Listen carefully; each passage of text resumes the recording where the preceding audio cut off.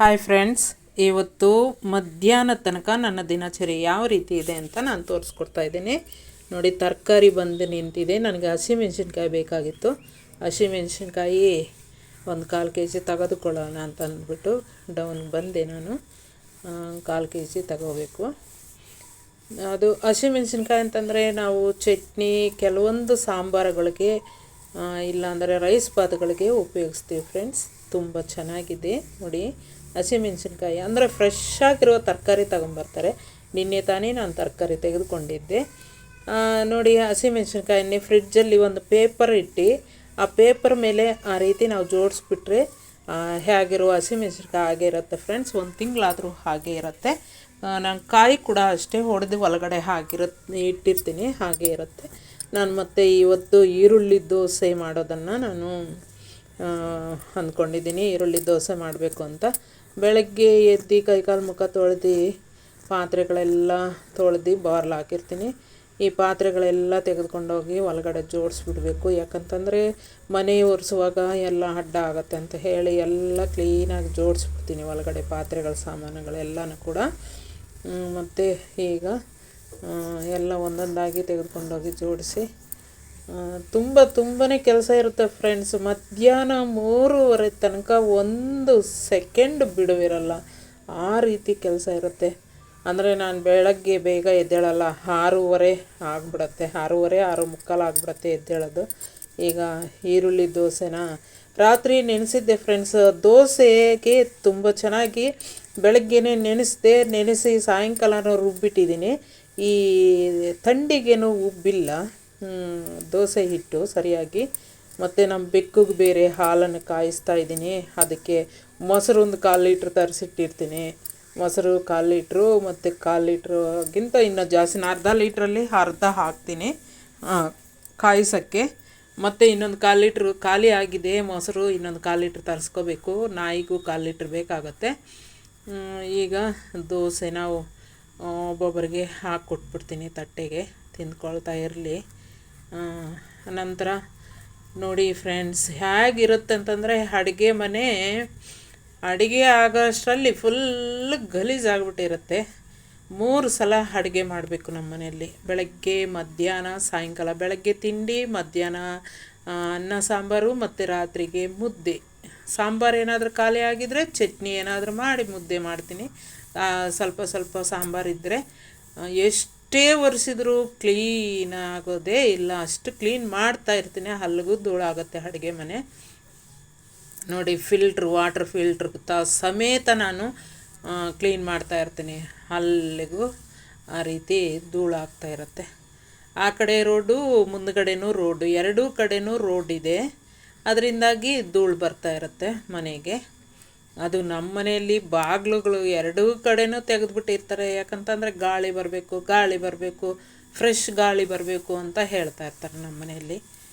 ಅವ್ರಿಗೆ ಒಳ್ಳೆ ಗಾಳಿ, ಶುದ್ಧ ಗಾಳಿ ಸಿಗಬೇಕು, ಆರೋಗ್ಯ ಚೆನ್ನಾಗಿರಬೇಕು ಅಂತ ಬಾಗಿಲು ಹಾಕಂಗಿಲ್ಲ ಜಾಸ್ತಿ, ಆ ರೀತಿ ಹೇಳ್ತಾ ಇರ್ತಾರೆ. ಮತ್ತು ಎಲ್ಲ ಕ್ಲೀನ್ ಮಾಡಿ ಅಡುಗೆ ಮನೆ ಕ್ಲೀನ್ ಮಾಡೋ ಅಷ್ಟರಲ್ಲಿ ಸಾಕಾಗ್ಬಿಡತ್ತೆ. ಸ್ಟವ್ವು, ಅಡುಗೆ ಮನೆ ಎಲ್ಲ 3 ಸಲ ಅಡುಗೆ ಮನೆ ಸೆಲ್ಫ್ಗಳು ಮತ್ತು ಸ್ಟವ್ 3 ಸಲ ಕ್ಲೀನ್ ಮಾಡ್ತೀನಿ. ಅಲ್ಲಿಗೂ ಧೂಳಾಗ್ತಾ ಇರುತ್ತೆ. ಬೆಳಗ್ಗೆ ಮಧ್ಯಾಹ್ನ ಸಾಯಂಕಾಲ 3 ಸಲ ಸ್ಟವ್ ಒರೆಸ್ತೀನಿ, ನೀಟಾಗಿ ಒರೆಸ್ತೀನಿ. ಅಲ್ಲಿಗೂ ಗಲೀಜಾಗ್ತಾನೇ ಇರುತ್ತೆ. ಯಾಕಂದರೆ ಅಡುಗೆ ಮಾಡ್ತಾನೇ ಇರ್ತೀನಿ, ಗಲೀಜಾಗ್ತಾನೇ ಇರುತ್ತೆ. ಸಿಂಕ್ ನೋಡಿ, ಸಿಂಕ್ ಕೂಡ ಅಷ್ಟು ಕ್ಲೀನ್ ಮಾಡಿದರೂ ಕೂಡ ಅದು ಕೂಡ ಅಷ್ಟೇ ಗಲೀಜಾಗ್ತಾನೇ ಇರುತ್ತೆ. ಯಾವಾಗ ನೋಡಿದ್ರೂ ಕೈ ತೊಳಿತಾನೆ ಇರ್ತೀವಿ. ಮತ್ತು ಅಡುಗೆ ಮನೆ ಏನು ಮಾಡ್ತೀನಿ ಅಂತಂದರೆ, ನಾನು ಬಟ್ಟೆ ತಗೊಂಡೇ ಒರೆಸ್ಬಿಡ್ತೀನಿ ಫ್ರೆಂಡ್ಸ್. ಮಾಫ್ ಹಾಕಲ್ಲ ಅಡುಗೆ ಮನೆಗೆ.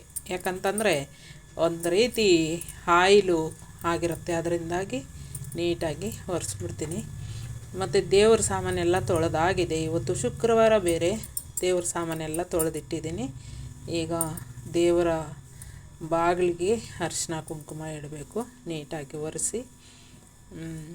ಶುಕ್ರವಾರ ಬಂತು ಅಂತಂದರೆ ಮಾತ್ರ ಒಂದು ಫರ್ನಿಚರ್ ಕೂಡ ಬಿಡ್ದಿರ ಒರೆಸ್ಬಿಡ್ತೀನಿ ನಾನು. ಯಾವುದೇ ಫರ್ನಿಚರ್ ಆಗಲಿ, ಒಂದು ವಸ್ತು ಕೂಡ ಬಿಡಲ್ಲ ಫ್ರೆಂಡ್ಸ್, ಎಲ್ಲ ಕ್ಲೀನ್ ಮಾಡ್ತೀನಿ. ಮಿಕ್ತ ಟೈಮಲ್ಲಿ ಮಾಫ್ ಹಾಕ್ಬಿಡ್ತೀನಿ, ಸುಮ್ಮನೆ ಹಂಗೆ ಮಾಫ್ ಹಾಕ್ಕೊಂಡು ಬಂದುಬಿಡ್ತೀನಿ. ಶುಕ್ರವಾರ ಬಂತಂತಂದರೆ ಒಂದು ಫರ್ನಿಚರ್ ಸಮೇತ ನೀಟಾಗಿ ಕ್ಲೀನ್ ಮಾಡಿಬಿಡ್ಬೇಕು. ನನಗೆ ಇಲ್ಲ ಅಂದರೆ ಸಮಾಧಾನ ಇರಲ್ಲ. ಹಾಗಾಗಿ ನೀಟಾಗಿ ಕ್ಲೀನ್ ಮಾಡಿಬಿಡ್ತೀನಿ. ನಮ್ಮ ದೇವರು, ಮನೆ ದೇವರು ವೆಂಕಟರಮಣ ಸ್ವಾಮಿ, ತಿರುಪತಿ ದೇವರು. ಅದರಿಂದಾಗ ನಾವು ಹೊಸಲಿಗೆ ಕೂಡ 3 ನಾಮನೇ ಇಡ್ತೀವಿ, ದೇವರ ನಾಮ. ಅದು ನಮಗೆ ನಿಜವಾಗ್ಲೂ ತುಂಬ ಪ್ರಾಮುಖ್ಯತೆ ಅಂತಲೇ ಹೇಳ್ಬೋದು 3 ನಾಮ. ನಮ್ಮ ದೇವರ ಹಬ್ಬಗಳು ಬಂದರೂ ಕೂಡ 3 ನಾಮ ಇಟ್ಕೊಳ್ತಾರೆ ನಮ್ಮ ಹಳ್ಳಿ ಕಡೆ. ತುಂಬಾ ಎಲ್ಲ ಕ್ಲೀನ್ ಆಗಿದೆ, ಮನೆಯೆಲ್ಲ ಕ್ಲೀನ್ ಆಯಿತು. ಈಗ ಪ್ಯಾಸೇಜ್ ಕೂಡ ಕ್ಲೀನ್ ಮಾಡಿದ್ದಾಗಿದೆ, ಎಲ್ಲ ಕ್ಲೀನ್ ಮಾಡಿದ್ದಾಯಿತು. ಇನ್ನೊಂದು ಸ್ವಲ್ಪ ಆ ಕಡೆ ಪ್ಯಾಸೇಜ್ ಒಂದು ಬೇರೆ ಇದೆ, ಅದನ್ನು ಕ್ಲೀನ್ ಮಾಡಿಬಿಟ್ರೆ ಅಲ್ಲಿಗೆ ಎಲ್ಲ ಕೆಲಸ ಮುಗೀತು ಫ್ರೆಂಡ್ಸ್. ಮಾಫುಗಳೆಲ್ಲ ಆಚೆ ಕಡೆ ಹಾಕಿ ಮನೆಯೆಲ್ಲ ಕ್ಲೀನ್ ಮಾಡಿ, ಎಲ್ಲ ಕ್ಲೀನ್ ಮಾಡೋ ಅಷ್ಟರಲ್ಲಿ 12 ಗಂಟೆ ಆಗಿಬಿಡತ್ತೆ. 12 ಗಂಟೆಯಲ್ಲಿ ಆಗ ಮತ್ತೆ ಅಡುಗೆ ಮಾಡೋದು. ಒಂದೊಂದು ರೂಮೇ ಒಂದೊಂದು ಬಕೆಟ್ ನೀರು ಲೈಸಾಲ್ ಹಾಕ್ಕೊಂಡು ಒಂದೊಂದು ರೂಮೇ ಕ್ಲೀನ್ ಮಾಡ್ತಾ ಬಂದುಬಿಡ್ತೀನಿ. ನೀಟಾಗಿರ್ಬೇಕು ನನಗೆ. ನೀಟಾಗಿದ್ರೇ ನನಗೆ, ಇಲ್ಲಾಂದರೆ ನಂಗೆ ಸಮಾಧಾನ ಆಗೋಲ್ಲ. ಯಾರ ಮನೆಗನ್ನ ಹೋದರೆ ನನಗೆ ಕ್ಲೀನಾಗಿಲ್ಲ ಅಂತಂದರೆ ನನಗೆ ಒಂಥರ ಅಸಹ್ಯ ಆಗುತ್ತೆ ಫ್ರೆಂಡ್ಸ್. ಅವ್ರ ಮನೆ ಒಳಕ್ಕೇ ನಾನು ಹೆಜ್ಜೆ ಇಡಲ್ಲ. ಕ್ಲೀನಾಗಿಲ್ಲ ಅಂತಂದರೆ ಆ ಮನೆ ಒಳಕ್ಕೇ ನಾನು ಕಾಲಿಡಲ್ಲ. ನೀಟಾಗಿದ್ರೇ ನಂಗೆ ಚೆಂದ. ನಾನು ಯಾರ ಮನೆಗೂ ಹೋಗಲ್ಲ ಆ್ಯಕ್ಚುಲಿ. ಹೋದ್ರೂ ಕೂತ್ಕೊಳ್ಳಲ್ಲ, ಸುಮ್ಮನೆ ಹಂಗೆ ನಿಂತ್ಕೊಂಡು ಮಾತಾಡ್ಸ್ಕೊಂಡು ಬಂದುಬಿಡ್ತೀನಿ ಅಷ್ಟೇ. ಎಲ್ಲ ಪ್ಯಾಸೇಜ್ ಕೂಡ ಕ್ಲೀನ್ ಆಗಿಬಿಡ್ತು. ಈಗ ಹೊಸ್ಲಿಗೆ ಪ್ಯಾಸೇಜ್ ಹೊಸ್ಲಿಗೆ ಅರಿಶಿನ ಕುಂಕುಮ ಇಟ್ಟರೆ ಅಲ್ಲಿಗೆ ಪೂರ್ತಿ ಕೆಲಸ ಮುಗೀತು. ಮನೆ ಒರೆಸೋ ಕೆಲಸ ಪೂರ್ತಿ ಮುಗೀತು. ಈಗ ಸ್ನಾನ ಮಾಡೋಕ್ಕೆ ಹೋಗ್ತಾಯಿದ್ದೀನಿ. ಸ್ನಾನ ಮಾಡ್ಕೊಂಡು ಬಂದು ಮತ್ತೆ ಅಡುಗೆ ಮಾಡೋದು. ಸ್ನಾನ ಮುಗಿದರೆ ಮತ್ತೆ ಸ್ಟವ್ ಹಚ್ಚೋದು. ಅಲ್ಲಿಗೆ ಮಧ್ಯಾಹ್ನದ ರೊಟ್ಟಿನೂ ಅಡುಗೆ ಮಾಡೋ ಅಷ್ಟರಲ್ಲಿ ಮುಗಿಯುತ್ತೆ. ನೋಡಿ, ಹಾಗಲಕಾಯಿ ಸಾಂಬಾರು. ಇವತ್ತು ಅರ್ಧ kg ಹಾಗಲಕಾಯಿ ತೆಗೆದುಕೊಂಡಿದ್ದೀನಿ. 3ಗೆ ನಮ್ಮ ಮನೆಯಲ್ಲಿ ಕಡಲೆ ಬೀಜ ನೆನೆಸಿದ್ದೀನಿ. ಕಡಲೆ ಬೀಜದ ಜೊತೆ ಹಾಗಲಕಾಯಿ ಸಾಂಬಾರು ತಿಂತಾ ಇದ್ದರೆ ಏನು ರುಚಿ ಅಂತೀರ ಫ್ರೆಂಡ್ಸ್, ಅಷ್ಟು ರುಚಿಯಾಗಿರುತ್ತೆ. ನೋಡಿ, ಹಣ್ಣುಗಳು ಸ್ಟಾಕ್ ಇಟ್ಕೊಂಡಿರ್ತಾರೆ ನಮ್ಮ ಮನೆಯಲ್ಲಿ. ನನ್ನ ಮಗ, ನಮ್ಮ ಯಜಮಾನ್ರು ತುಂಬಾ ತಿಂತಾರೆ. ಯಾಕಂತಂದರೆ ಹೊಟ್ಟೆ ಇನ್ಫೆಕ್ಷನ್ ಆದರೂ ಒಳ್ಳೆಯದಾಗತ್ತಂತೆ. ಏನು, ದಾಳಿಂಬೆ ಹಣ್ಣು ಹೊಟ್ಟೆ ಇನ್ಫೆಕ್ಷನ್ಗೆ ತುಂಬ ಒಳ್ಳೆಯದು. ಬಾಳೆಹಣ್ಣು ಜೀರ್ಣಶಕ್ತಿ, ಅದಕ್ಕೋಸ್ಕರ ಎರಡೂ ಸ್ಟಾಕ್ ಇಟ್ಕೊಂಡಿರ್ತಾರೆ ನಮ್ಮ ಮನೆಯಲ್ಲಿ. ಅಡುಗೆ ಮಾಡಿದಾದ್ಮೇಲೆ ಫ್ರೆಂಡ್ಸ್, ಅಡುಗೆ ಮಾಡೋದು ತೋರಿಸ್ಲಿಲ್ಲ, ವಿಡಿಯೋ ಜಾಸ್ತಿ ಆಗುತ್ತೆ ಅಂತ ಹೇಳಿ ನಾನು ಇದು ಲೈನಿಂಗ್ ಪೀಸು ತಗೊಂಬಂದೆ. ಫಾಲು ಮತ್ತು ಲೈನಿಂಗ್ ಪೀಸು ಎರಡು ನಮ್ಮ ಫ್ರೆಂಡ್ ಮನೆಯಲ್ಲೇ ತೆಗೆದುಕೊಂಬಂದೆ. ಮತ್ತು ಈ ಸೀರೆ ದೇವ್ರು ಗುಡಿಸಿದ್ದೆ. ದೇವ್ರು ಗುಡಿಸಿದ ಸೀರೆನ ನಾನು ಬ್ಲೌಸ್ ಕಟ್ ಮಾಡಿ ಇವತ್ತು ಕಟ್ ಮಾಡ್ತೀನಿ. ಕಟ್ ಮಾಡಿಬಿಟ್ಟು ಸೀರೆಗೆ ಫಾಲ್ ಹಾಕ್ಬಿಡ್ತೀನಿ. ನಾಳೆ ಬ್ಲೌಸನ್ನು ಹೊಳೆದಿಟ್ಕೊಂಡ್ಬಿಡ್ತೀನಿ ಫ್ರೆಂಡ್ಸ್. ಈಗ ನಾವು ಚಟ್ನಿ ಮಾಡೋದನ್ನು ನೋಡೋಣ ಬನ್ನಿ. ಕಡಲೆ ಬೀಜ ಚಟ್ನಿ ನಾವು ದೋಸೆಗೆ ಮತ್ತು ಇಡ್ಲಿಗೆ ಸಂಬಂಧಪಟ್ಟಂತಹ ಚಟ್ನಿ ತುಂಬ ಟೇಸ್ಟಾಗಿರುತ್ತೆ. ನಿಜವಾಗ್ಲೂ ಹೋಟೆಲ್ನಲ್ಲಿ ಸಿಗಲ್ಲ ಅಂಥ ಚಟ್ನಿ ನಾನು ಮಾಡಿ ತೋರಿಸ್ತಾ ಇದ್ದೀನಿ. ಯಾರ ಮನೆಗಳಲ್ಲೂ ಮಾಡೋದಿಲ್ಲ, ಅಷ್ಟು ಚೆನ್ನಾಗಿರುತ್ತೆ. ನೋಡೋಣ ಬನ್ನಿ ಚಟ್ನಿ ಮಾಡೋದು. ಇವತ್ತು ಒಂದು ಒಳ್ಳೆಯ ಚಟ್ನಿ ಮಾಡೋದನ್ನು ನಾನು ತೋರಿಸ್ಕೊಡ್ತಾ ಇದ್ದೀನಿ.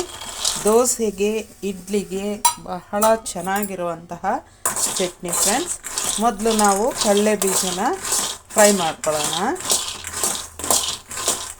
ಹುರಿದಿಟ್ಕೋಬೇಕಾಗತ್ತೆ. ಕಡಲೆ ಬೀಜ ತುಂಬಾ ಟೇಸ್ಟಾಗಿರುತ್ತೆ. ಒಳ್ಳೆ ಹೋಟೆಲ್ನಲ್ಲಿ ಕೂಡ ಸಿಗಲ್ಲ, ಅಷ್ಟು ರುಚಿ ಇರುವಂತಹ ಚಟ್ನಿ ಮಾಡ್ತಾಯಿದ್ದೀನಿ ಫ್ರೆಂಡ್ಸ್. ಇವತ್ತು ತುಂಬ ಟೇಸ್ಟಾಗಿರುವಂಥ ಚಟ್ನಿ.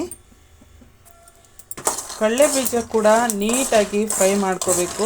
ಹಸಿ ಇರಬಾರ್ದು. ಕಡಲೆ ಬೀಜ ಚೆನ್ನಾಗಿ ಫ್ರೈ ಮಾಡಿಕೊಂಡ್ರೆ ಚಟ್ನಿ ಒಳ್ಳೆ ಟೇಸ್ಟಾಗಿರುತ್ತೆ, ಒಳ್ಳೆ ಘಮನೂ ಬರುತ್ತೆ ಫ್ರೆಂಡ್ಸ್.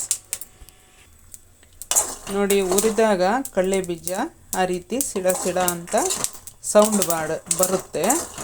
ಅಷ್ಟರ ತನಕ ನಾವು ಹುರಿಬೇಕಾಗತ್ತೆ, ಆವಾಗ ಒಳ್ಳೆ ಟೇಸ್ಟ್ ಬರುತ್ತೆ ಫ್ರೆಂಡ್ಸ್. ಈಗ ಸ್ಟವನ್ನು ಆಫ್ ಮಾಡ್ತಾಯಿದ್ದೀನಿ. ಸ್ವಲ್ಪ ಹಾರಲಿಕ್ಕೆ ಬಿಡಬೇಕಾಗತ್ತೆ. ಕಡಲೆ ಬೀಜ ಸಿಪ್ಪೆ ಎಲ್ಲ ತೆಗೆದು ಬಿಡಬೇಕು.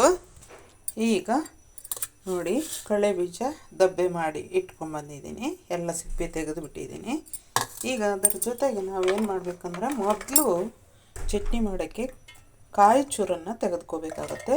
ಕಾಯಿ ನೀವು ಸ್ವಲ್ಪ ಜಾಸ್ತಿ ಹಾಕಿದ್ರೂ ಚೆನ್ನಾಗಿರುತ್ತೆ, ಇಲ್ಲಾಂದರೆ ನಾನು ಹಾಕಿದಷ್ಟು ಹಾಕಿದ್ರೂ ಚೆನ್ನಾಗಿರುತ್ತೆ ಫ್ರೆಂಡ್ಸ್. ಅದರ ಜೊತೆಗೆ ನೋಡಿ ಸ್ವಲ್ಪ ಹುಣಸೆ ಹಣ್ಣು ಇಷ್ಟು ಮಾತ್ರನೇ ತೆಕ್ಕೋಬೇಕು. ಯಾಕಂತಂದರೆ ಹುಳಿ ಇರಬಾರ್ದು ಚಟ್ನಿಗೆ. ದೋಸೆಗೆ ಇಡ್ಲಿಗೆ ಹುಳಿ ಇದ್ದರೆ ಅಲ್ಲಿಗೆ ಚಟ್ನಿ ಕೆಟ್ಟೋಯ್ತು ಅಂತಲೇ ಅರ್ಥ. ಮತ್ತು ಹುಳಿಯಾಗಿರುತ್ತೆ, ಟೇಸ್ಟ್ ಇರೋದಿಲ್ಲ. ಅದರ ಜೊತೆಗೆ ನೋಡಿ ನಿಮ್ಮ ಖಾರಕ್ಕೆ ತಕ್ಕಷ್ಟು ಮೆಣಸಿನ್ಕಾಯನ್ನು ಉಪಯೋಗಿಸ್ಕೋಬೋದು. ನಾನು 4 ಹಾಕ್ತಾಯಿದ್ದೀನಿ, ಜಾಸ್ತಿ ಬೇಡ. ಮತ್ತು ಅದರ ಜೊತೆಗೆ ನೋಡಿ ಕರಿಬೇವಿನ ಸೊಪ್ಪನ್ನು ಸೇರಿಸ್ತಾ ಇದ್ದೀನಿ. ಇಷ್ಟೂ ಫ್ರೈ ಈಗ ಚೆನ್ನಾಗಿ ಮಿಕ್ಸ್ ಮಾಡ್ಕೊಳ್ಳೋಣ. ಈ ರೀತಿ ಮಿಕ್ಸ್ ಮಾಡಿಕೊಂಡ ನಂತರ ನಾವು ಕಡಲೆ ಬೀಜನ ಸಿಪ್ಪೆ ತೆಗೆದಿರುವಂತಹ ಕಡಲೆ ಬೀಜನ ಸೇರಿಸ್ಕೊಳ್ಳೋಣ. ಮತ್ತು ಅದರ ಜೊತೆಗೆ ನಾವು ಬೆಳ್ಳುಳ್ಳಿ ಕೂಡ ಸೇರಿಸ್ತಾ ಇದ್ದೀನಿ. 1 ಗಡ್ಡೆ ಬೆಳ್ಳುಳ್ಳಿನ ಸೇರಿಸ್ತಾ ಇದ್ದೀನಿ. ಬೆಳ್ಳುಳ್ಳಿ 1 ಗಡ್ಡೆ ಹಾಕಿದರೆ ಬಹಳ ಟೇಸ್ಟ್ ಇರುತ್ತೆ ಫ್ರೆಂಡ್ಸ್. ಮತ್ತು ಅದರ ಜೊತೆಗೆ ನೋಡಿ ಇಷ್ಟು ಕೊತ್ತಂಬರಿ ಸೊಪ್ಪು, ಇಷ್ಟು ಪುದೀನ ಸೊಪ್ಪು ಇಷ್ಟನ್ನು ಸೇರಿಸ್ತಾ ಇದ್ದೀನಿ. ಮತ್ತು ನೋಡಿ ಸ್ವಲ್ಪ ಜೀರಿಗೆ, ಇದು ಟೇಸ್ಟ್ಗೆ ತಕ್ಕಷ್ಟು ಮಾತ್ರ ಸೇರಿಸ್ಬೇಕು ಜೀರಿಗೆನ. ಈಗ ರುಚಿಗೆ ತಕ್ಕಷ್ಟು ಕಲ್ಲುಪ್ಪನ್ನು ಸೇರಿಸ್ತಾ ಇದ್ದೀನಿ. ಅದರ ಜೊತೆಗೆ ಸ್ವಲ್ಪ ನೀರನ್ನು ಆ್ಯಡ್ ಮಾಡಿ ನಾನು ಮಿಕ್ಸ್ ಮಾಡ್ಕೊಳ್ತಾ ಇದ್ದೀನಿ. ಇವಾಗ ಚಟ್ನಿ ಮಿಕ್ಸ್ ಮಾಡಿದ್ದಾಯಿತು. ನೋಡಿ ಈ ರೀತಿ ತರಿತರಿಯಾಗಿರಬೇಕು, ತುಂಬಾ ನೈಸಾಗಿ ಮಿಕ್ಸ್ ಮಾಡಬಾರ್ದು. ಸ್ವಲ್ಪ ತರಿತರಿಯಾಗಿದ್ದರೆ ತುಂಬ ಟೇಸ್ಟ್ ಆಗಿರುತ್ತೆ. ಈಗ ಬೌಲ್ಗೆ ತೆಗೆದುಕೊಳ್ಳೋಣ ಚಟ್ನಿ ಎಲ್ಲ. ಇಡ್ಲಿ ದೋಸೆಗೆ ನೋಡಿ ಗ್ರೀನ್ ಚಟ್ನಿ ರೆಡಿ ಆಯಿತು. ತುಂಬ ಟೇಸ್ಟಾಗಿರುತ್ತೆ ಈ ಚಟ್ನಿ. ಎಲ್ಲರೂ ಮಾಡಿ ನೋಡಿ, ತಿಂದು ನೋಡಿ. ತುಂಬ ಅದ್ಭುತವಾದಂತಹ ರುಚಿ ಕೊಡುವಂತಹ ಚಟ್ನಿ ಫ್ರೆಂಡ್ಸ್. ಒಂದು ಸಲ ಟ್ರೈ ಮಾಡಿ, ಮತ್ತು ನೀವೆಂದು ಇದೇ ರೀತಿ ಮಾಡ್ತೀರಾ, ತುಂಬ ಟೇಸ್ಟ್ ಇರುತ್ತೆ. ಪ್ಲೀಸ್ ನಮ್ಮ ಚಾನಲನ್ನು ಯಾರು ಹೊಸದಾಗಿ ನೋಡ್ತಾ ಇದ್ದೀರೋ ಅವ್ರು ಸಬ್ಸ್ಕ್ರೈಬ್ ಮಾಡ್ಕೊಳ್ದೇ ಇರೋ ಸಬ್ಸ್ಕ್ರೈಬ್ ಮಾಡ್ಕೊಳ್ಳಿ, ಶೇರ್ ಮಾಡಿ, ಕಮೆಂಟ್ ಮಾಡಿ, ಲೈಕ್ ಮಾಡಿ ಫ್ರೆಂಡ್ಸ್. Thank you.